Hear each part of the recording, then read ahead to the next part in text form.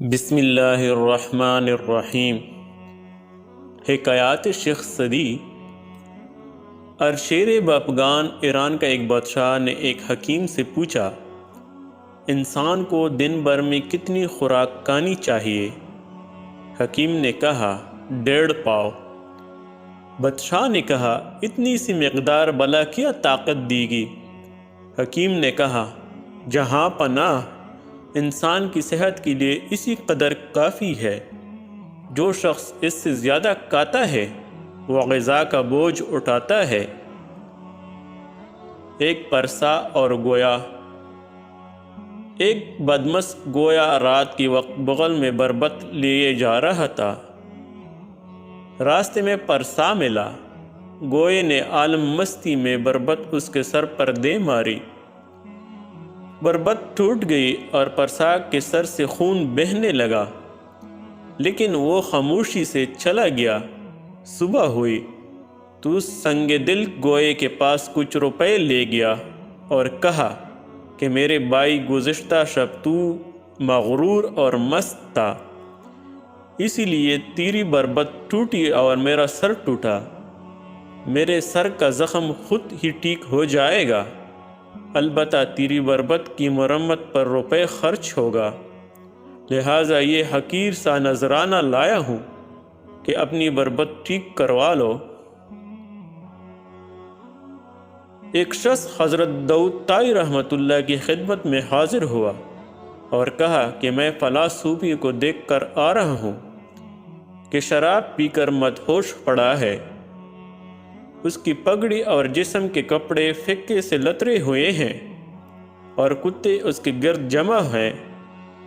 داؤد طائی رحمۃ اللہ اس کی بات سن کر رنجیدہ ہوئے اور فرمایا کہ بھائی، سچا دوست آج ہی کے دن کام کرتا ہے، جا اور اس صوفی کو وہاں لے آ۔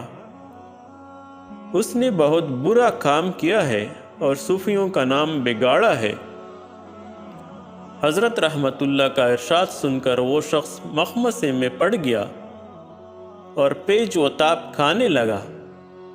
اس کی غلاظت سے لترے ہوئے صوفی کو ہاتھ لگانے سے کراہت آتی تھی، لیکن حضرت داؤد طائی رحمت اللہ کا ارشاد بھی ٹال نہ سکا۔